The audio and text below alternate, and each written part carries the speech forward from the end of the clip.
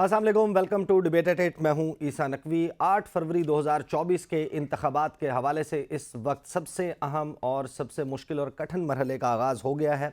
ये वो वक्त है जब पाकिस्तान भर से जो उम्मीदवारान हैं वो कागजात नामजदगी वसूल कर रहे हैं और अपने अपने इलाकों में जो डिस्ट्रिक्ट रिटर्निंग ऑफिसर्स हैं वहाँ पर कागजात नामजदगी जमा करवाने का सिलसिला जारी है। इस वक्त जो इतलात आ रही हैं कि बिलावल भुट्टो जरदारी ने लाड़काना NA 194 से कागजात नामजदगी वसूल कर लिए हैं, वो वहाँ से इलेक्शन लड़ेंगे।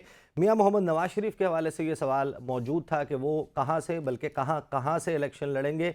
लाहौर के हवाले से तो अभी कंफर्म नहीं हुआ कि कौन सा हल्का और क्या वाकई वो लाहौर से भी लड़ेंगे या नहीं, लेकिन NA 15 के हवाले से मानसेरा से ये बताया जा रहा है कि मियां मोहम्मद नवाज शरीफ कायद मुस्लिम लीग नवाज़ वो इलेक्शन लड़ेंगे। कैप्टन रिटायर्ड सफदर ने इसके हवाले से ऐलान किया। साबिक वज़ीर-ए-आज़म शहबाज शरीफ साहब के हवाले से अब ये कंफर्म किया जा रहा है कि वो कराची से इलेक्शंस में हिस्सा लेंगे। साबिक चेयरमैन तहरीक इंसाफ इमरान खान साहब के हवाले से बैरिस्टर गौहर खान साहब ने कहा है कि वो 3 हलकों से इलेक्शंस लड़ेंगे, जिसमें लाहौर, मियांवाली और इस्लामाबाद शामिल हैं। इसके अलावा लतीफ़ खोसा साहब के हवाले से ये बताया जा रहा है कि वो पाकिस्तान तहरीक इंसाफ के टिकट पर मुमकिना तौर पर इंटरेस्टेड हैं कि वो मियां मोहम्मद नवाज शरीफ के ख़िलाफ़ लाहौर में पंजा आजमाई करेंगे। अब तक जो सवाल था और सबसे अहम सवाल था वो सवाल ये था कि जो इलेक्शंस होंगे 8 फरवरी को उसमें बैलेट पेपर पर बल्ले का निशान होगा या नहीं। लेकिन जैसे ही कागजात नामजदगी वसूल करने का सिलसिला शुरू हुआ है, अब एक नया सवाल पैदा हो गया और वो सवाल ये है कि क्या पाकिस्तान तहरीक इंसाफ का उम्मीदवार बैलेट पेपर तक पहुँच पाएगा या नहीं। एक चीज़ जो पाकिस्तान की सियासी और इंतखाबी तारीख़ में अनप्रेसिडेंटेड है, एक क्रैकडाउन है जिसके हवाले से अब सिलसिला शुरू हो गया है। कुछ मुसद्दिका कुछ गैर मुसद्दिका इतलात आ रही हैं कि जो लोग कागजात नामजदगी जमा करवाने जा रहे हैं या वसूल करने जा रहे हैं उनसे कागजात नामजदगी छीनने के हवाले से दावे पाकिस्तान तहरीक इंसाफ की तरफ से किए गए हैं। और इस क्रैकडाउन के दौरान एक नया सिलसिला जो 9 मई के वाक़यात हैं उनके हवाले से मुज़म्मती बयानात और जिन लोगों के बारे में प्रेडिक्ट किया जा रहा था कि पाकिस्तान तहरीक इंसाफ के निशान के ऊपर इलेक्शन लड़ेंगे, उनकी तरफ से इलेक्शन प्रोसेस से अलहदगी के बयानात दिए जा रहे हैं। चंद बयानात मैं आपको सुनवाना चाहता हूँ। अमजद नियाज़ी साहब का इस हवाले से बयान आया। उसके अलावा इफ्तिखार हुसैन गोंदल साबिक MPA हैं PP 80 शाहपुर, उन्होंने भी इलेक्शन प्रोसेस से अलहदगी इख्तियार कर ली है। मियाँ शफीक अराई लोधरा से उनका भी इसी किस्म का बयान सामने, और बैरिस्टर उमैर खान न्याजी जो के वालिद हैं उनका एक बयान है, वो भी बड़ा इंटरेस्टिंग है। ये ज़रा सुन लीजिए ताकि मैं डिबेट का आगाज़ करूँ। बिस्मिल्लाहिर्रहमानिर्रहीम। मैं इफ्तिखार हुसैन गोंदल साबिक MPA शाहपुर सरगोदा बोल रहा हूँ। मैं 9 मई वाले वाक़े की मज़म्मत करता हूँ और आइंदा सियासत से दस्तबरदार होता हूँ और PP 80 शाहपुर से इलेक्शन ना लड़ने का ऐलान कर। बिस्मिल्लाहिर्रहमानिर्रहीम। मियां मोहम्मद शफीक अराई साबिक MLA लोधरा, अल्लाह ताला के बाद अपने हल्के के तमाम मौसलों का शुक्रिया अदा करता हूँ कि आप लोगों ने मेरे खानदान को हमेशा इज्जत बख्शी। इस इलेक्शन में ज़ाती वजूहात की बिना पर मैं हिस्सा नहीं ले रहा। मैं आप सबका एक बार फिर शुक्रगुजार हूँ। बिस्मिल्लाहिर्रहमानिर्रहीम। मैं बैरिस्टर उमैर खान न्याजी का वालिद हूँ। मैं बैरिस्टर उमैर खान न्याजी के लिए और अपने लिए NA 90 के फार्म लेने गया। मैंने इंदराज कराए 5 फार्म, 10 फार्म लिए। जो ही हम दफ्तर से बाहर निकले, बाहर पुलिस खड़ी थी और यक DSP कैसर गुजर दौड़ कर आए और उन्हें वो छीन कर ले गए। आरओ ने कहा कि ये हमारी जिम्मेदारी ये है कि आपको फार्म दे, हमारी जिम्मेदारी ये नहीं है कि बाहर से कोई आपसे फार्म ले। हमारे साथ बहुत ज्यादती हुई है। ये रिगिंग का तस्वर तो पहले था, भाई इलेक्शन में कोई जेली वोट पड़ते थे। ये तस्वर नहीं है कि किसी से फार्म भी दाखिल न करने दिए जाए। गुज़श्ता रात एक और बड़ी दिलचस्प बात हुई। पाकिस्तान तहरीक इंसाफ की तरफ से अपने मुतवक्के उम्मीदवारान के लिए एक हिदायतनामा जारी किया गया और उस हिदायतनामे में ये कहा गया कि आपको हरगिज़ ये बताने की ज़रूरत नहीं है कि आप पाकिस्तान तहरीक इंसाफ के कैंडिडेट बनने जा रहे हैं। अपनी हिफाजत करें, अपने प्रपोज़र की, अपने सेकेंडर यानी तायद कुनंदा और तजवीज़ कुनंदा की हिफाजत यकीनी फरमाएँ और किसी को डिस्क्लोज़ मत करें कि आप, और ना ही स्क्रूटनी के लिए आपकी ज़रूरत है, ना ही कागज़ात नामज़दगी हासिल करने के लिए। तो ये शायद पाकिस्तान की आने वाली सियासी और इंतखाबी तारीख़ की जब भी बात होगी तो ये हिदायतनामा के एक पाकिस्तान की बड़ी सियासी जमात अपने वर्कर्स को ये कह रही थी कि अगर आप हमारे टिकट पर इलेक्शन लड़ने में इंटरेस्टेड हैं तो किसी को मत बताइएगा कि आप हमारे टिकट में इंटरेस्टेड हैं, वरना शायद आपको इंतखाबात की बैलेट पेपर की दौड़ से ही आउट कर दिया जाए। इन तमाम अहम सवालात के साथ, क्योंकि शाह महमूद कुरैशी के हवाले से भी उनके सेक्रेटरी की तरफ से दावा किया गया कि उनके कागजात नामजदगी जो है वो भी कहा जा रहा है कि छीन लिए गए हैं। इन तमाम सवालात के साथ गुफ्तगू का आगाज़ करते हैं। मुझे पाकिस्तान पीपल्स पार्टी के रहनुमा नदीम अफजल चंद साहब ज्वाइन कर रहे हैं और आबिद ज़ुबैरी साहब माहिर कानून हैं, वो मुझे ज्वाइन कर रहे हैं। आगाज़ जो है वो मैं नदीम अफजल चंद साहब से करूँगा। चंद साहब, आपने मेरा इब्तदाइया सुन लिया, गुफ्तगू सुन ली, तो ऐसे होंगे इंतखाबात? आबिद ज़ुबैरी साहब, चंद साहब से रब्ता जो है बहाल होता है, तो गुफ्तगू का सिलसिला उनसे भी जारी रखेंगे। आबिद ज़ुबैरी साहब, मुझे ये बताइएगा कि क्या पाकिस्तान की सियासी तारीख़ में, कानूनी तारीख़ में, आइनी तारीख़ में आपको इस किस्म की सूरत हाल इससे पहले आपको देखने में मिली? बिस्मिल्लाहिर्रहमानिर्रहीम। नहीं, मैंने तो इस तरह की चीज़ें नहीं देखी, लेकिन ये गैर मुतवक्का चीज़ें नहीं हो रही। आप देखें, जब से इन पीटीआई वालों की हुकूमत गई है उन पे अताब ही है, और फिर 9 मई के वाक़यात ने जो बाकी से रही सही कसर थी वो पूरी कर दी। उनके लोग या तो ज़ेरे ज़मीन चले गए, छुप गए हैं, या उनको उनको एक्सेस ही नहीं है। लेकिन ये बड़ी अजीब बात अभी आपने मुझे सुनाई, उमैर नियाज़ी साहब के वालिद साहब जो एक रिटायर्ड जज भी हैं, कि वो फॉर्म लेने गए और डीएसपी उसका नाम एसपी ने छीन लिया, और आरओ से जब शिकायत की तो आरओ ने कहा मेरा काम सिर्फ फॉर्म देना था और आप जाके अब इससे आगे नहीं थे। लेकिन ये भूल गए कि इलेक्शन कमीशन का काम शफाफ इलेक्शन कराना है। उनकी जिम्मेदारी फॉर्म देना और इंश्योर करना है कि वो इंतखाब शफाफ हो। अगर इस तरह से हुकूमती जबर होगा, कैंडिडेट्स को फॉर्म नहीं मिल सकेंगे, तो क्या इलेक्शन होंगे? कल देखिए चीफ इलेक्शन कमिश्नर की, और हम तो शुरू से सुप्रीम कोर्ट बार कहती रही है कि ये तो इनके अंदर तो शफाफ इलेक्शन हो ही नहीं सकते, और आप देखिए नहीं। अब मैं सुप्रीम कोर्ट का है, सुप्रीम कोर्ट डीलिमिटेशन रोक दी, उससे सारे केसेस रोक दिए कि जी डेमोक्रेसी को डीरेल नहीं करेंगे। फिर आपने देखा कोई इलेक्शन के इन आरओज को, जो ये हुकूमती आरओज हैं, मतलब कि इन द सेंस कि ये डिस्ट्रिक्ट मैनेजमेंट मुख्तलिफ उससे और जुडिशरी से नहीं है, वो आज उसका रवैया ये था उस आरओ का, वो कह रहा है कि जी मेरा जिम्मेदारी नहीं। जाहिर बात, वो एडमिनिस्ट्रेशन का हिस्सा है, पुलिस एडमिनिस्ट्रेशन का हिस्सा है, उसने फॉर्म छीन लिया, वो क्या करेगा?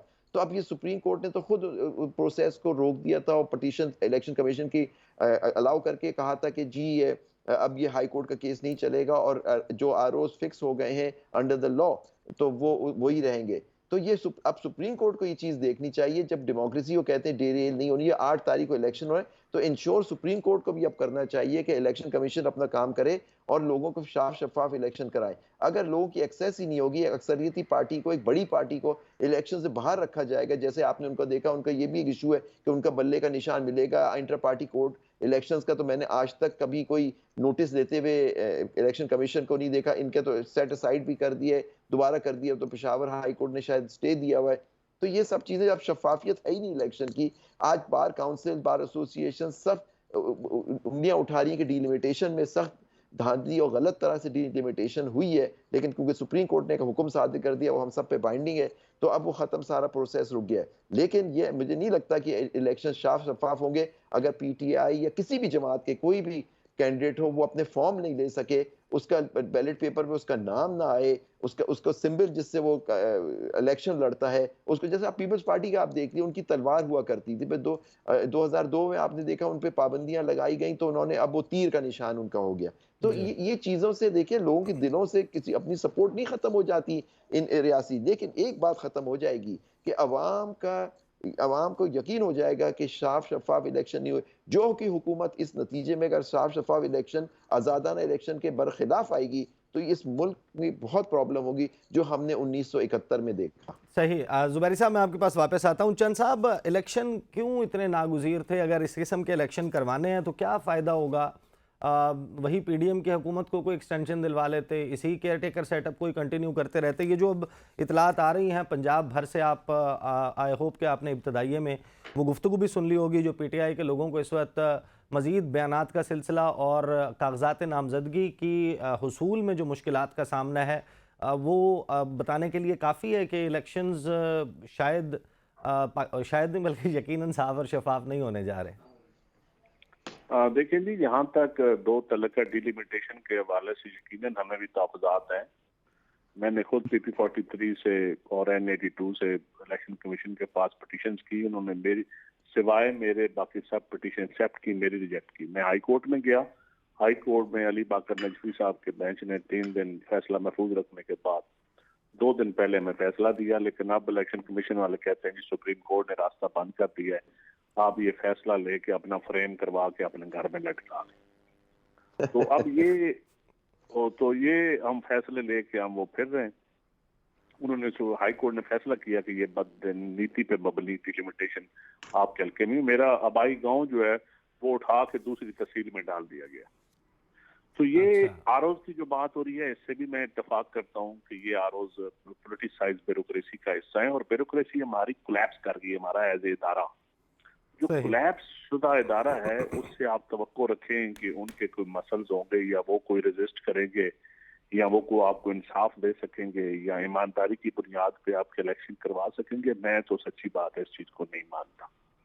सही। तो चंद साहब आप मुझे ये बताइए कि अगर इसके नतीजे में जाहिर है कि अब सुप्रीम कोर्ट में अगला मेरे साथ वाले हल्के से इफ्तिखार गोंदल साहब की जो अभी आपने वीडियो चलाई है, तो मैं वो हल्का पहले मेरा भी होता था, तो मैंने आज यूं ही उनकी वीडियो देखी तो मैंने खुद वहां से नॉमिनेशन पेपर आपने लिए हैं, क्योंकि वहाँ कौमी असम्बली पे मुझे लगता है कि मरियम बीबी या मियां शहबाज शरीफ साहब या कोई उस इलाके से आना चाहते हैं और वो चाहते हैं कि कोई भी उनके मुकाबले में वहाँ किसी पार्टी का मजबूत कैंडिडेट ना खड़ा हो, तो मैंने खुद वहाँ से नॉमिनेशन पेपर ले लिए। बड़ी खबर आप शेयर कर रहे हैं, यानी आपने ये देखते हुए कि मैदान शरीफ फैमिली के किसी शख्स के लिए मुतवक्के तौर पर नून लीग के लिए बिल्कुल मैदान खाली करवाया जा रहा है, तो अब आपने कहा है कि मैं वहां से इलेक्शन लड़ूंगा।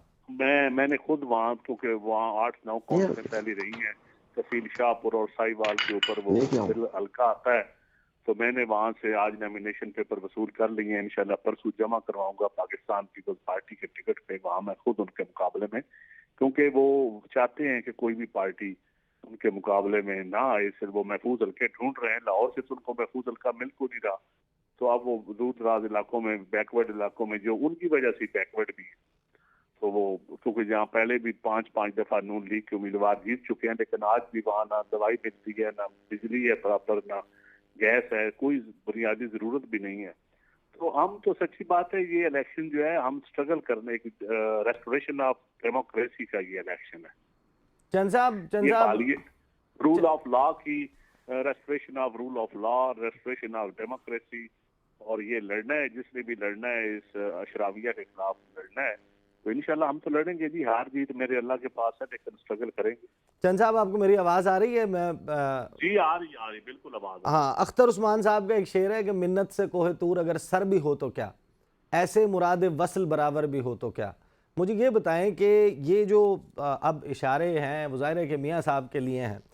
8 फरवरी को इस सूरत हाल में होने वाले इलेक्शन के नतीजे में कोई भी हुकूमत कायम हो जाती है, आपको लगता है कि ऐसी हुकूमत जो इस प्रोसेस के तहत बनी हो वो मसाइल हल कर सकती है पाकिस्तान के? देखिए जी, इलेक्शन और सिलेक्शन में बड़ा फर्क है। पाकिस्तान पीपल्स पार्टी का तो पहले भी हमने सिलेक्टेड का लफ्ज भी चेयरमैन बिलावल ने निकाला था, और अब भी हाई कोर्ट बार में खड़े होकर कल बिलावल भुट्टो ने जो तकरीर की है वो यही कहा है कि हम इलेक्शन चाहते हैं, हम सिलेक्शन नहीं चाहते। तो हमारी तो यही कोशिश है कि इस इलेक्शन पे सिलेक्शन का धब्बा ना लगे, ठप्पा ना लगे, और हम इसीलिए सिस्टम का हिस्सा हैं, इसीलिए सिस्टम के अंदर रहते हुए स्ट्रगल कर रहे हैं कि इस इलेक्शन को हम इलेक्शन बना सकें।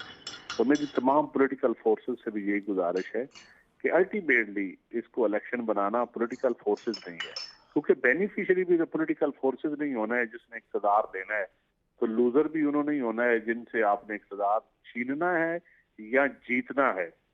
जीतना बेहतर है मेरे ख्याल में छीनने की बजाय। सही। चंद साहब मेरे साथ रहिएगा, क्योंकि बिलावल भुट्टो जरदारी साहब के हवाले से फिर बलूचिस्तान और खैबर पख्तूनख्वा में जो पीपल्स पार्टी कर रही है उस पर मैंने आपसे सवाल करना है। आबिद जुबैरी साहब, आप मुझे बताइएगा, आप चंद साहब की बात से एग्री करते हैं कि इलेक्शन नहीं सिलेक्शन हो रही? बिल्कुल 100% इनकी बात से एग्री करता हूँ कि देखिए सारी चीज़ें उनके लिए प्लेट पे रख के एक जमात के लिए दी जा रही है। नवाज शरीफ साहब के लिए, जमात के लिए बहुत आसानी है जो मुश्किल दूसरों के लिए नहीं है, लेकिन पीपल्स पार्टी के लिए भी इतनी मुश्किलात नहीं है। लेकिन उनको नजर आ रहा है कि किस तरह से फ्रॉड है, जबकि पीडीएम के हिस्सा नहीं थे लेकिन उस हुकूमत का हिस्सा थे।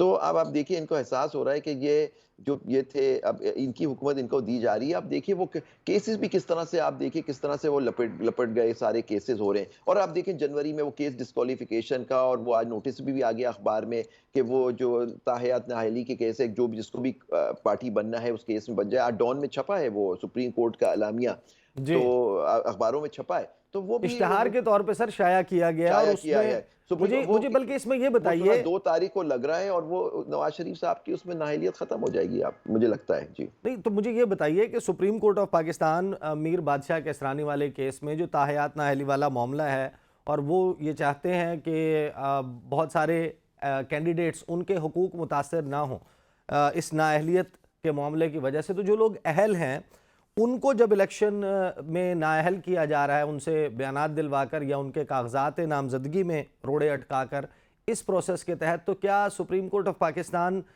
जिन लोगों की नाअहली को ख़त्म करने की कोशिश कर रही है, तो क्या सुप्रीम कोर्ट ऑफ पाकिस्तान से आपको तवक्को है कि जिनकी अहलियत है उनको नाअहल बनाने की जो कोशिश है उसको भी रोकेगी? देखिए वो तो मुझे नहीं मालूम, क्योंकि देखिए मैं यही कह सकता हूँ कि अगर नहीं भी है तो उनको देखना चाहिए कि इस वक्त हमारे मुल्क में आईन और कानून की क्या हालत हुई हुई है, हमारे यहाँ बुनियादी हुकूक, ह्यूमन राइट्स की क्या सिचुएशन है।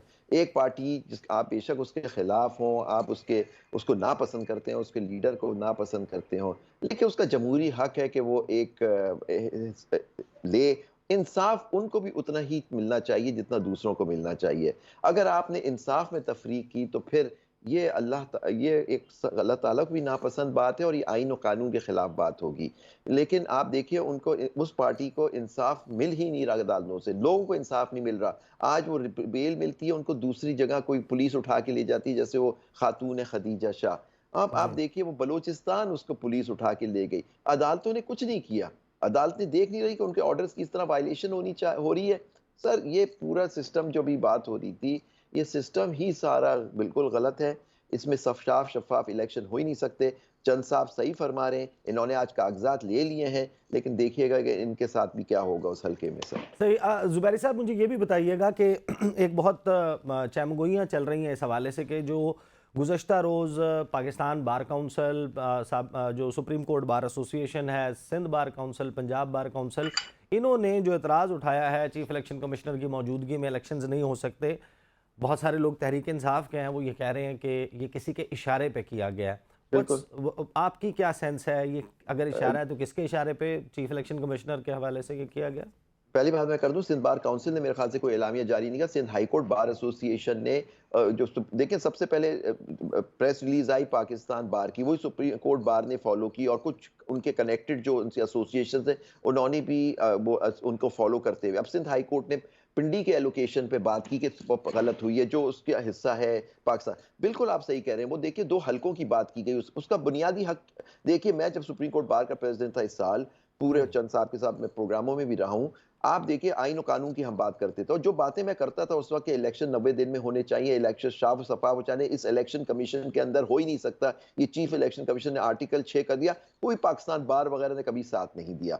तो जाहिर बात इस वक्त कोई ना कोई इनका मकसद है, और आप मकसद 2 चीजें लगती है, या तो उनके जो लीडरान हैं उनकी जो पिटीशन डिसमिस हो गई डिलिमिटेशन की, हाफिजाबाद को जो एहसन भून साहब का गलबन हल्का बनता है, और उनका अपना हल्का वो 2 सीटें होनी चाहिए थी, नहीं हुई, उन्होंने उनका केस था वो शायद हो गया, चले डिलिमिटेशन में केस क्या हो सकता, उनकी जेन्युइन ग्रीवेंस हो। लेकिन पाकिस्तान बार के फोरम पे जबकि मैं और वो पाकिस्तान बार के मेंबर हैं, आपने उसको पूरा एक रेजोल्यूशन चीफ इलेक्शन कमिश्नर के खिलाफ करवा दी, अगर ये बात है। दूसरी बात, आपने उन पे इल्जाम लगाया चीफ इलेक्शन कमिश्नर के, जी वो जेहलम के रहने वाले हैं, और जेहलम में 2 सीटें दे दी, उनका बयानिया आ गया, उनका आ गया बयान कि जी मैं तो सरगोदा से हूँ, जेहलम से, तो सारी बात ही निकल गई। अगर आप ये बात करते हैं कि चीफ इलेक्शन कमिश्नर ने आइन तोड़ा, इस चीफ इलेक्शन के कमिश्नर के तहत साफ शफाफ इलेक्शन नहीं हो सकते। एक पॉलिटिकल पार्टी को विक्टिमाइज कर रहा है जिसमें चीफ इलेक्शन कमिश्नर, चीफ इलेक्शनर शामिल है इस एस्टेब्लिशमेंट के साथ सारे उसमें, तो हम उसको सलाम करते हैं उस रेजोल्यूशन को। लेकिन और हो सकता है किसी पॉलिटिकल पार्टी की वजह से भी कही गई हो, जो आज पॉलिटिकल पार्टीज ने डिनाई किया है कि जी ये पॉलिटिकल पार्टीज का इससे कोई ताल्लुक नहीं। लेकिन मैं कहता हूं, क्योंकि देखिए आजम रजीक तारड़ साहब जो है हमारे मोहतरम, वो नून लीग के लॉ मिनिस्टर हैं, सेनेटर हैं और पाकिस्तान बार के मेंबर हैं और उनके ग्रुप का होल्ड है पाकिस्तान बार काउंसिल पे। तो हो सकता है ये उसके हो, लेकिन मेरे पास नैची शवाहिद नहीं है। लेकिन इस वक्त चीफ इलेक्शन कमिश्नर पे उठाना, जबकि इलेक्शन शेड्यूल भी आ गया, डीलिमिटेशन का मामला सुप्रीम कोर्ट ने खत्म कर दिया है और डीलिमिटेशन को इशू बना, आज खैबर पख्तूनख्वा बार काउंसिल ने भी रेजोल्यूशन पास किया। बिल्कुल सही है, डीलिमिटेशन की बात सही कर रहे हैं चंद साहब, हमारे यहाँ केसेस पेंडिंग थे और सही कह रहे हैं जुबैरी साहब, आपने देखा होगा वो प्रेस रिलीज जो कि इलेक्शन कमीशन की तरफ से आया, जाहिर है कि बड़ा केयरफुली क्राफ्टेड एंड ड्राफ्टेड वो था। उसमें एक जुमला है कि चीफ इलेक्शन कमिश्नर जो हैं वो किसी दबाव में नहीं आएंगे। अब ये दबाव मुमकिन तौर पे क्योंकि 3-4 मामलात हैं जो इलेक्शन कमीशन इस वक्त देख रहा है। पीटीआई का इंट्रा पार्टी इंतखाबात का मामला है, overall conduct of the elections है, तो मुमकिन तौर पे आपको लगता है, क्योंकि जाहिर है कि हमारे वकला जो हैं वो सियासत के साथ और सियासतदानों के साथ जुड़े हुए हैं, हमारी सुप्रीम कोर्ट बार एसोसिएशन हो या पाकिस्तान बार काउंसिल, उनके बारे में तासुर तो ये है कि जो पीडीएम की जमातें हैं उनकी ज़्यादा वहाँ पर रिप्रेजेंटेशन मौजूद है। तो डज दैट मीन, या हम ये समझें कि पीडीएम में शामिल जो जमातें थी या उनके इत्तेहादियों में उन्होंने कोई दबाव बढ़ाने की कोशिश की है चीफ इलेक्शन कमिश्नर पर? ये चंद साहब बेहतर सवाल दिए, लेकिन एक बार मैं बात बता दूं, जो पार्टीज, जो ग्रुप जो कंट्रोल कर रहा है सुप्रीम कोर्ट बार एसोसिएशन और पाकिस्तान बार काउंसिल, वो डायरेक्टली लिंक्ड है विद मुस्लिम लीग नून। तो तारड़ साहब और मुख्तलिफ लोग जो हैं उसके अंदर, तो वो है, तो और उन्हीं के ग्रुप सुप्रीम कोर्ट बार के, हम मेरे बाद इलेक्ट हुए हैं, उनकी ज्यादातर मेजॉरिटी और सारे लोग वही इलेक्ट हुए हैं उनके पाकिस्तान सुप्रीम कोर्ट बार। सो देखिए आइडेंटिकल रेजोल्यूशंस भी आगे, बिल्कुल दबाव डालने की कोशिश की जा रही है। मुझे इसकी वजह नहीं मालूम कि क्यों, अगर वो जो इनके साथ चल रहे थे वो अब अलग हो गए। लेकिन बात यह है कि एक वक्त में ये पीडीएम सारी जमातों ने, इन्हीं चीफ इलेक्शन कमिश्नर ने जो इलेक्शन नहीं कराया उसका साथ दिया। मैं उस वक्त कहता रहा सुप्रीम कोर्ट बाद ने, आपने कहा पॉलिटिकल पार्टीज, हमने आईन और कानून की बात की, उस पर तनकीद का मुझे निशाना बजाया। मुझे मेरे साथियों से कहा गया कि आप पीटीआई का ब्रीफ होल्ड कर रहे हैं। हम इलेक्शन की बात करें 90 डेज में, मिलिट्री कोर्ट्स की बात करें कि सिविलियन का ट्रायल नहीं हो, इसमें कहां से, या प्रैक्टिस प्रोसीजर में हमारा एक स्टैंड था कि ये कानून सही नहीं, जो अब सुप्रीम कोर्ट ने कह दिया कि ठीक है। तो इसमें हम तो ये जब बात करते थे उस वक्त ये तनकीद किया जाए, धरने में ये शामिल थे सुप्रीम कोर्ट के बाहर, क्या और कहा, तकरीरों में कहा कि इन सब पार्टीज ने कि जी हम सुप्रीम कोर्ट के फैसलों को नहीं मानते। आप देख रहे, उनकी तस्वीरें जजों की लगा के उनकी तजलील की गई। उस वक्त ये कहा थे। अब क्योंकि वक्त बदल गया है, एक पार्टी को साफ नजर आ रहा है कि एक पार्टी को करा जा रहा है, तो अब सबको शिकायत हो गई है उससे। देखिए मैं जब कहता रहा कि उस वक्त अगर आप लोग हक और कानून और आइन के साथ करते तो आज हम इस सिचुएशन में नहीं होते। जुबैरी साहब, मैं आपके पास वापस आता हूं। चंद साहब, मुझे जरा बताइएगा, बिलावल भुट्टो जरदारी 194 हल्का लाड़काना से, जो जाहिर है कि स्ट्रॉन्ग होल्ड पीपल्स पार्टी का, वहां से वो इलेक्शन लड़ेंगे, वही सीट जिस पे मोहतरमा भी इलेक्शन लड़ती थी। मुझे ये बताइएगा कि वहाँ पर राशिद सोमरो आप लोगों के ख़िलाफ़, बिलावल के ख़िलाफ़ इलेक्शन लड़ रहे हैं। खैबर पख्तूनख्वा में आप लोग मौलाना के साथ, वही JUIF के साथ सीट एडजस्टमेंट के लिए मुज़ाकरात कर रहे हैं। पंजाब में आप लोग नून लीग के ख़िलाफ़ जो है वो सफ़ारा होते हुए नज़र आ रहे हैं। अभी मैंने आपकी गुफ्तगू से भी ये अंदाज़ा लगाया, और यही नून लीग है, ये सिंध में आपके ख़िलाफ़ एक इत्तेहाद बनाती हुई नज़र आ रही है। बलूचिस्तान की डायनामिक्स बिल्कुल ये है। तो क्या है, पाकिस्तान की जो ये दो बड़ी सियासी जमातें हैं, नून लीग और पीपल्स पार्टी, इन्होंने चारों सूबों के लिए अपनी पॉलिटिक्स और स्टाइल ऑफ पॉलिटिक्स इसको अलग-अलग कर लिया है?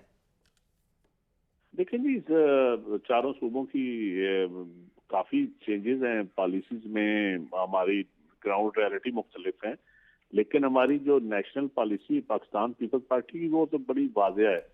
वो डेमोक्रेसी के साथ, रूल ऑफ लॉ के साथ और कॉन्स्टिट्यूशन के साथ जुड़ी हुई है। जहां तक इत्तेहाद का तल्लुक है, तो ये लोकल एडजस्टमेंट्स या इत्तेहाद प्रोविंशियल रीजनल पार्टियों के साथ, ये सारी पार्टियों के साथ, तो ये देखे जा रहे हैं, हर पॉइंट ऑफ व्यू से डिस्कशन हो रही है। इस वक्त भी हमारी मीटिंग चल रही है, मैं वो मीटिंग छोड़ के आपका प्रोग्राम कर रहा हूँ।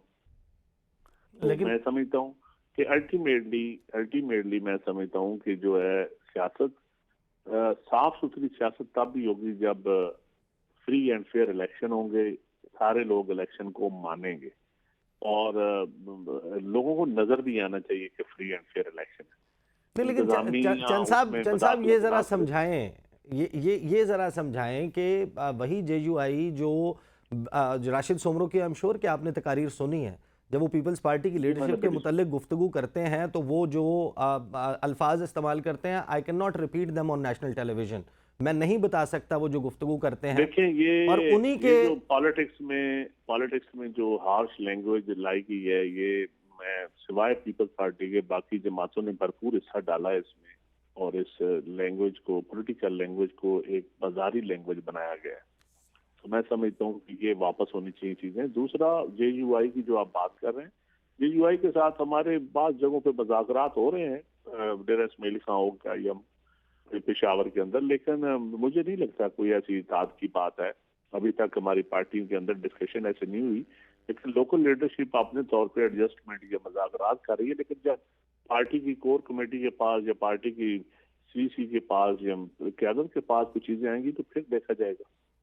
सही बहरहाल कुछ इंटरेस्टिंग चीज़ें, मुझे ब्रेक का टाइम हो गया, चंद साहब मेरे साथ रहें। बलूचिस्तान वाले मामले पर जो ज्वाइनिंग्स आपकी पार्टी में हुई हैं वो, और उसका जो अंडरलाइंग मीनिंग है वो बड़ा दिलचस्प है। बात करते हैं आफ्टर द ब्रेक।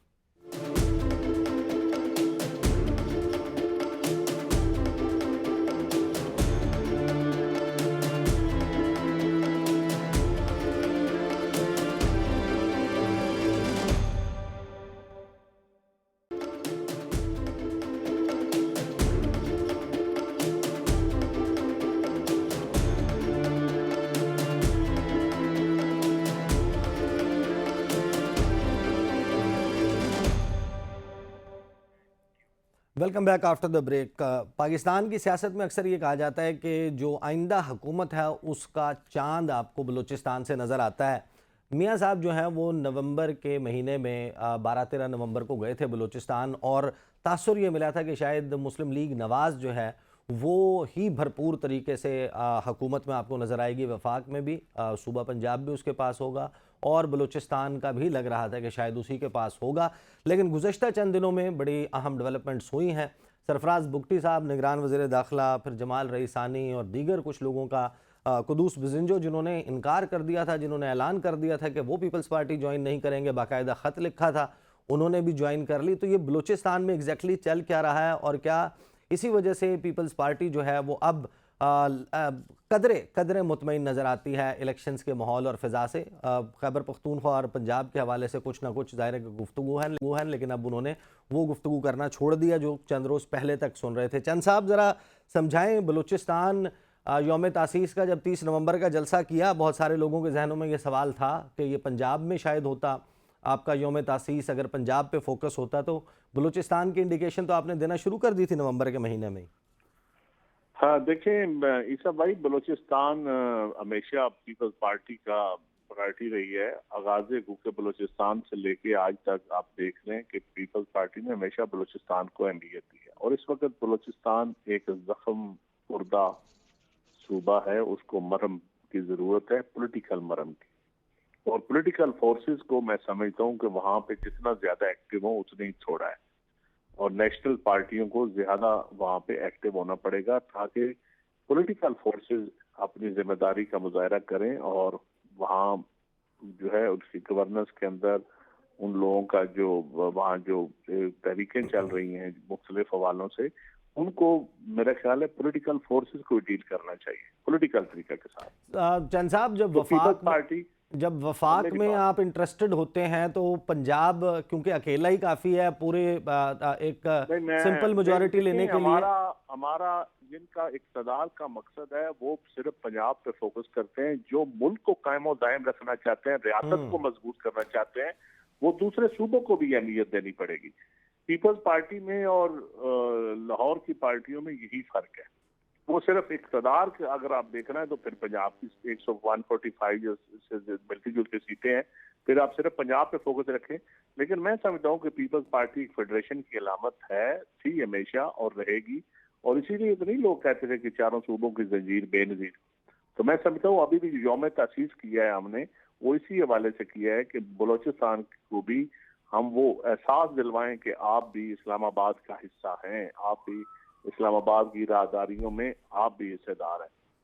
सही, ये एहसास दिलवाने के लिए हम हमेशा बलूचिस्तान को अहमियत देते हैं। सही। मैं आपसे आगाज में अगर कोई मीटिंग करके चला जाए वो और बात है, तुर्बत में या बलूचिस्तान में जलसे करना या कन्वेंशन करना वो एक और बात है। सही। मैं आगाज़ में आपसे जो सवाल किया था, आई कम बैक टू यू, क्योंकि मुझे अंदाज़ा है कि आपकी एक मीटिंग चल रही है और आपने जाना है, तो मुझे क्विकली बता दीजिएगा कि जो तहरीक इंसाफ ने इस वक्त मुख्तलिफ जो वीडियोज़ आ रही हैं, आपने ब्रीफली उस पर कॉमेंट ज़रूर किया, लेकिन इसके नतीजे में जो 8 फरवरी का इलेक्शन है, या जिस तरीके से अब लग रहा है कि PTI जो है बल्ले का निशान आ भी जाए तो उम्मीदवार नहीं आएगा, उम्मीदवार आ गया तो बल्ले का निशान नहीं आएगा, ऐसी सूरत में इलेक्शंस पीपल्स पार्टी का टेक क्या है उस पर? देखिए जी, पीपल्स पार्टी तो कभी भी इलेक्शन से भागने की या बाइकाट की हमायत नहीं करती होती, और 85 में बाइकाट हुआ था तो उसका रिजल्ट पीपल्स पार्टी ने नुकसान उठाया। तो मेरे ख्याल में जैसे भी हालात हों, पॉलिटिकल फोर्सेस को मुकाबला करना चाहिए और मैदान में रहना चाहिए, और मुकाबला वो तो मैदान में है, उनको रहने नहीं दिया जा रहा। देखें, इसके बावजूद रहना चाहिए।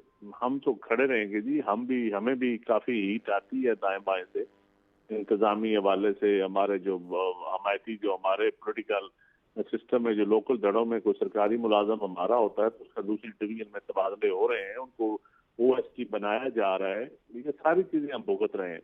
लोगों की जमीनों पे कब्जा हो रहा है, लोगों को गन्ने का कंडे बंद हो रहे हैं। जो जी ये लोग पीपल्स पार्टी को वोट देते हैं तो इनके कंडे बंद कर दें, जो नून लीग के तो खोल दी, ये सारी चीजें हम भुगत रहे हैं।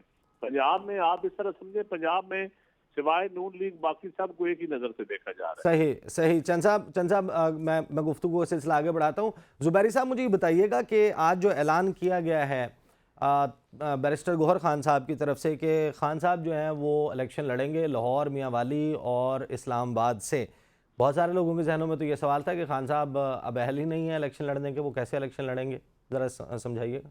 देखिए उनका इलेक्शन के वो नॉमिनेशन तो दाखिल कर सकते हैं, फिर उस पर ऑब्जेक्शंस लगता है वो बाद में देखा जाएगा। लेकिन आप देखिएगा क्योंकि ROs ही डिस्ट्रिक्ट मतलब मैजिस्ट्रेट ये जो इनसे हैं ब्यूरोक्रेसी से हैं, तो खान साहब के लिए इतना आसान नहीं होगा इलेक्शन लड़ना। देखिए उनकी कन्विक्शन जो कन्विक्शन तो उनकी बाकी है, लेकिन उनकी जो सेंटेंस है वो तो सस्पेंड हुई भी है। तो जब तो कन्विक्शन बाकी है तो ये देखना पड़ेगा कि वो इलेक्शन लड़ सकते हैं या नहीं, वो एक इशू उठेगा। लेकिन पॉइंट इज दैट कि वो तो उनको तो फिर भी फॉर्म आसानी से मिल जाएगा, शायद क्योंकि जेल के अंदर है तो वहां तक उनके शायद फॉर्म पहुंच जाए। लेकिन बाहर लोग, अभी गुजरांवाला से हमारे एक वकील है, सीनियर वकील, उन्होंने अभी मैसेज किया हमें कि जी गुजरांवाला के जो कोर्ट के बाहर, कोर्ट के गेट पे, इलेक्शन ऑफिस के बाहर और जहां से RO के दफ्तर के बाहर हैवी कंटिंजेंट ऑफ पुलिस खड़ी हुई है कि कुछ लोग पहुंच ही ना सके फॉर्म देने के लिए। तो ये सारी पाकिस्तान से खासतौर बिलखुसूस पंजाब से बड़ी ये शिकायतें आ रही हैं कि जी ये नहीं। तो ये चीफ इलेक्शन कमिश्नर साहब, बाकी जो लोग हैं, उनको ये देखना चाहिए कि ये किस तरह हो रहा है, कि आपको बेसिक बुनियादी हक है इलेक्शन में हिस्सा लेने का कि वो आप लें। तो मैं समझता हूं कि खान साहब को बिल्कुल इलेक्शन लड़ना चाहिए, उनको चांस देना चाहिए, लेकिन उनकी ये इशू आएगा क्योंकि कन्विक्शन उनकी अभी सेटिस्फाइड नहीं हुई है। अच्छा जुबैरी साहब, हमें अभी ज्वाइन कर चुके हैं हसनात मलिक साहब, भी सीनियर रिपोर्टर हैं, सुप्रीम कोर्ट ऑफ पाकिस्तान के मामलात को देखते हैं, रिपोर्ट करते हैं। लेकिन जुबैरी साहब आप प्लीज़ कंटिन्यू कीजिएगा और मुझे ये बताइएगा कि क्या ये मुमकिन है कि खान साहब जो हैं वो एक मशरूत, उनके कागजात जो हैं वो इस केस के फैसले के साथ मशरूत हो जाएँ और वो इलेक्शन लड़ने के लिए हों अहल, वो इलेक्शन लड़ पाएँ, या ये अब बिल्कुल मुमकिन नहीं है? क्योंकि ये तो हमें मालूम है कि सज़ा जो है वो सस्पेंड हो गई थी, लेकिन केस भी मौजूद है, नाअहली भी मौजूद है। जी, अगर वो नाअहल है तो फिर वो इलेक्शन नहीं लड़ सकेंगे सर, क्योंकि अगर नाअहली उनकी हुई है और उनको देखिए, उनको मेरे ख्याल से नाअहली का एक नोटिफिकेशन भी इशू हुआ है, तो फिर उसके होते हुए उनके लिए बड़ा मुश्किल हो जाएगा। लेकिन वो देखते हैं कागजात दाखिल हों, रिजेक्ट होंगे, वो चैलेंज होंगे, और फिर उसमें भी अगर वो इलेक्शन को डीरेल करने के जिम्मे में नहीं आता तो शायद उस पे केस कहीं सुनवाई हो जाए उसकी। तो क्योंकि जुबैरी साहब मेरे साथ रहे, केस फाइल करने पे भी इल्जाम लगता है कि आप डेमोक्रेसी को डीरेल कर रहे हैं। सही, मेरे साथ रहिए। मैं हसनात मलिक साहब से पूछूं कि हसनात मलिक साहब, सुप्रीम कोर्ट ऑफ पाकिस्तान, जाहिर है कि 8 फरवरी का इलेक्शन पत्थर पर लकीर कहा गया था और वो कायम है, इलेक्शन करवाए जाएंगे। अब सुप्रीम कोर्ट जनवरी के आगाज़ में ही मियाँ साहब समेत बहुत सारे लोग जो भी ताहयात नाअहली का शिकार है, उनकी नाअहलियत को अहलियत में बदलने के लिए केस टेकअप कर रही है। एक सवाल बड़ी शद्दोमद से चल रहा है कि जो लोग अहल हैं उनको भी इलेक्शन प्रोसेस से बाहर किया जा रहा है, तो उसके लिए भी सुप्रीम कोर्ट आपको लगता है काजी फाइज ईसा साहब जब आ जाते हैं सरमा की छुट्टियों के बाद वो इस मामले को देखेंगे, जो बयानात आ रहे हैं अब, जो कागजात नामजदगी छीने जाने के हवाले से क्लेम्स किए जा रहे हैं? देखिए जी, वो मामला मेरा नहीं ख्याल कि सुप्रीम कोर्ट इतना माइक्रो लेवल पे चीज़ों को देखे। एक वजह ये भी है कि ये जो तायाद नैली का मामला है, ये जस्टिस काजी फैज़ा जब जज थे, चीफ जस्टिस नहीं बने थे, तो उन्होंने सवालात उठाए थे कि ये तायाद नैली की जजमेंट ठीक नहीं है। और इस वक्त सुप्रीम कोर्ट में बहुत से जजेस हैं, मेजॉरिटी, जो समझते हैं कि 62(1)(f) के तहत जो सियासतदानों को तायाद नैल किया गया वो गलत है। दूसरा, जहाँ तक मामला है, आप जो बात कर रहे हैं पीटीआई के हवाले से, मेरा नहीं ख्याल वो इलेक्शन कमीशन पे आज भी जो जजमेंट आई वो यही है कि जी फ्री एंड फेयर इलेक्शन कराना इलेक्शन कमीशन का काम है। अब देखना है 9 मई पे, आपको सबको मालूम है, उसके बाद जो रियासत का एक बयानिया है कि 9 मई एक ऑर्गेनाइज तरीके से जो है वो मिलिट्री इंस्टॉलेशन पे हमला किया गया है। दूसरी तरफ से पीटीआई का मौक़िफ़ है, इमरान खान का मौक़िफ़ है कि ये लंदन प्लान है। अब इतना बड़े तजादात हैं, सबको मालूम है कि जब रियासत का एक सोच है कि 9 मई ऑर्गेनाइज तरीके से हुआ, और इसके आपने देखा होगा बहुत से लोगों इंटरनली फ़ौज ने जो है वो इंक्वायरी की, लोगों को जो है वो उनके खिलाफ डिसिप्लिन कार्रवाइयाँ की। अब इस सूरत हाल में जो है वो 5 महीने में हम देख रहे हैं कि पीटीआई को इसका 9 मई के हवाले से अपना जो स्टांस था वो रिव्यू करना चाहिए था, जो नहीं किया। अब जब वो 9 मई के हवाले से वो कहते हैं कि लंदन प्लान है, इसमें अदालतें किस तरह, किस हद तक उनको लेके जा सकती हैं? आपको भी अंदाज़ा है कि जब हमारी एक रियासत की सोच है कि 9 मई एक ऑर्गेनाइज तरीके से मिलिट्री इंस्टॉलेशन पे हमला हुआ है, और इसी तरह सुप्रीम कोर्ट भी कहती है कि अगर फैज़ाबाद धरना की इम्प्लीमेंटेशन होती तो 9 मई ना होता। अब इसमें मेरा ख्याल है कि सियासी तौर पे पीटीआई को ऑप्शन इस्तेमाल करने चाहिए थे और ऐसी चीज़ से, उस सूरत हाल से निकलना चाहिए था, लेकिन हमने देखा कि वो उससे नहीं निकले। तो लेकिन हसनात, आपको नहीं लगता पाकिस्तान की आबादी 24 करोड़, अगर आप किसी भी सर्वे को देखते हैं, पोल्स को देखते हैं, तो एक जमात जो 62% उसकी पॉपुलैरिटी मुख्तलिफ सर्वेज़ में रिफ्लेक्ट करती है, ऑन ग्राउंड शायद इससे थोड़ा सा मुख्तलिफ हो, ज़्यादा हो या कम हो, एक बड़ी तादाद है पाकिस्तानियों की। अब जो 9 मई के वाक़यात हैं, उनके जलाओ घिराओ, हर जुर्म जो सरजद हुआ उसकी ताज़ीरात पाकिस्तान में सज़ा मौजूद है, और उसके तहत कि कोई भी शख्स जो जलाओ घिराव में था, तोड़ फोड़ में, सरकारी अमलाक को नुकसान पहुंचाने में, उसके लिए आइन कानून बताता है क्या सज़ा होनी चाहिए। ये जो आबादी है, ये जब हम 62% की बात करते हैं कि 14-15 करोड़ आबादी बनती है पाकिस्तान की, तो क्या उन सब को आउटराइटली आपने उस पॉलिटिकल प्रोसेस से निकाल देना है? बिकॉज एक certain set of people, let's just say 2000, 4000 या 5000, मैं 15 करोड़ की बात कर रहा हूँ। देखिए, ये आप बात आइडियल कर रहे हैं, मैं प्रैक्टिकली बात कर रहा हूँ। आपने देखा होगा इस मुल्क में अल्ताफ़ हुसैन पे भी पाबंदी लगी। सुप्रीम लाहौर हाई कोर्ट में जस्टिस मज़ाहिर ने जो है वो जजमेंट दी कि उन पे उनकी कहीं बात भी नहीं हो सकती। तो इसी तरह आपने देखा होगा बलूचिस्तान में कितने लोग हैं जिन पे इन्फोर्स डिसअपीयरेंस और ये मामला। देखिए, इस मामले को आप सिर्फ जो सूरत हाल थी वो इतनी सादा नहीं है कि जितनी हम कहें कि जी ये चीज़ें हैं। एक जमात जो है वो उसको डिस्टेंस करना चाहिए था 9 मई के हवाले से, और अभी तक हम देख रहे हैं कि बड़े बड़े वकला उनके साथ हैं, ठीक है, लेकिन एक जो पोलिटिकली उनको एक स्ट्रेटजी बनानी चाहिए थी वो नहीं बनाई। हमने देखा नवाज शरीफ पे भी 2018 में इस तरह के हालात बने, उन्होंने ड्राइविंग सीट पे शहबाज शरीफ को बिठा दिया और उन्होंने बातचीत की। इमरान खान ने चाहिए ये था कि शाह महमूद को चेयरमैन बनाते और अपने आप को थोड़ा डिस्टेंस, और कहते कि जी वो अब इस वक्त बागडोर संभालेंगे पीटीआई की, और वो को बातचीत करते। उन्होंने भी अपनी तरफ से कोई ऐसा सिग्नल नहीं दिया और उन्होंने अपने आप को माइनस नहीं किया। तो ये प्रैक्टिकली तो चीज़ें मुश्किल हैं। अब जहाँ तक लीगली, तो मेरा नहीं ख्याल कि इस वक्त जो हालात हैं कि आप एक साइड पे जस्टिस काजी फैज़ा को जिस दिन से वो उहदा संभाला है आपने थ्रू आउट ऑर्गेनाइज तरीके से ट्रोलिंग करें, दूसरी तरफ से कहें कि जी एस्टैब्लिशमेंट के मुकाबले में जस्टिस काजी फैज़ा आपको रेस्क्यू करे, तो ये मेरा नहीं ख्याल कि इन हालात में ये पॉसिबल होगा। सही। हसनात, मुझे ब्रेक लेनी है, ब्रेक के बाद वापस आते हैं तो इंतखाबात से और इंतखाबी मंजरनामे से जुड़े हुए चंद सवालात पर गुफ्तगू होगी।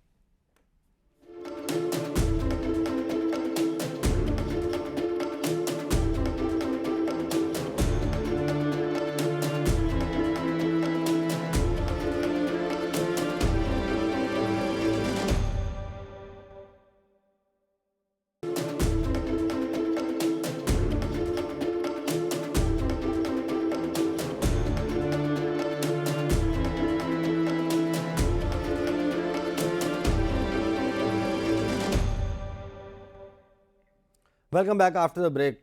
चंद साहब, मुझे बताइएगा कि आपने एक बड़ी ज़बरदस्त प्रेस कॉन्फ्रेंस की थी। चंद साहब का रब्ता मेरा ख्याल है मुनक़ता हो गया है।